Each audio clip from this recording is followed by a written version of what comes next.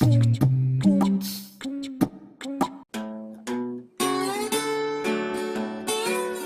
week on Working Class Foodies, we're going to make a classic American breakfast: eggs, potatoes, and breakfast meat. And as always, we're going to keep it affordable while using local, seasonal ingredients.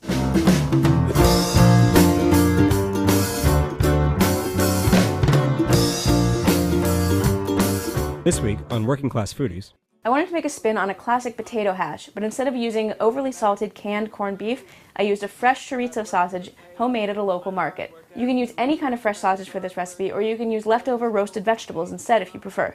I picked up a carton of eggs and a pound of red skin potatoes at the farmer's market. First thing you should do is put your eggs out on the counter to let them come to room temperature. Just as with meat, eggs will cook better if you start them off at room temperature. Next, you want to parboil your potatoes. I actually recommend that you keep a container of parboiled potatoes already in your fridge, but if you don't have that on hand, that's totally fine. Here's a really simple way to do it. Cut your potatoes into bite-sized pieces.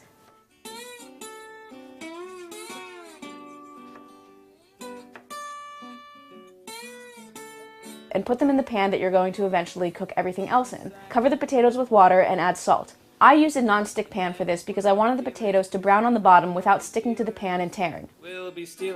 Bring this to a boil and boil the potatoes for about 10 minutes or until they're just fork tender. You don't want them to be soft and you don't want them to fall apart when you put the fork in. You want them to just let the fork go into the flesh. Drain your potatoes and set them aside. Heat a little bit of olive oil in your pan and take your sausage out of its casing. Crumble the sausage into the pan and stir it around just until it starts to cook. Then mince a clove or two of garlic We'll be stealing paintings from the Louvre. And add those in with the meat.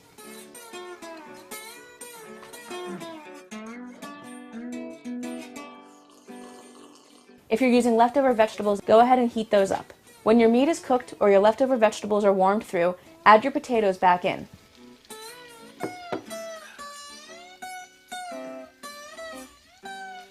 Taste your hash and adjust the seasoning with a little salt and pepper if necessary.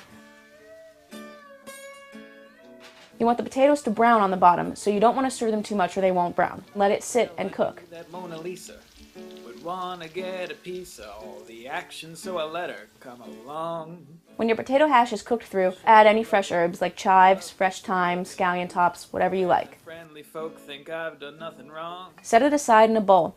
Before my life was bumpy and my clothes were looking frumpy. Turn your heat down to low and add a little olive oil to the pan. I made this dish with sunny side up eggs. To make this, I broke the eggs gently into a cup. Because we stole some paintings from the Louvre.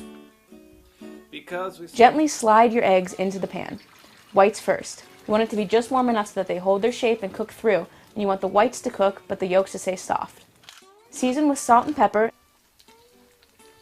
and a little fresh herbs if you want. I used fresh thyme. And just cook until the whites are set.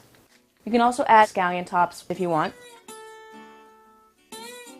Slide the eggs back out of the pan and serve on top of your potato hash with a nice piece of toast on the side. And that's it. That's your classic American breakfast. This dish made 2 giant portions, and the total cost, with the toasted focaccia, came down to $3 a person. So that's our Working Class Foodies breakfast. Let me know in the comments below what your favorite breakfast is, and we'll see you next week on Working Class Foodies. Don't forget to sign up for our new Working Class Foodies newsletter. The link is below. We'll see you next week.